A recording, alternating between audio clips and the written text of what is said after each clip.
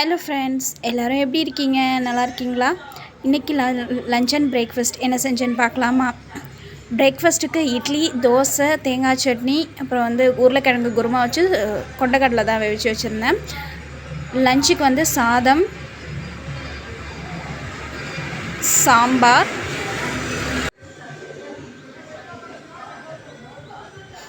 கொத்தரங்காய், கத்திரிக்காய், பரங்கிக்காய் எல்லாம் போட்டு சாம்பார் செஞ்சுருந்தேன். தொட்டுக்க உருளைக்கிழங்கு மசாலா செஞ்சுருந்தேன்.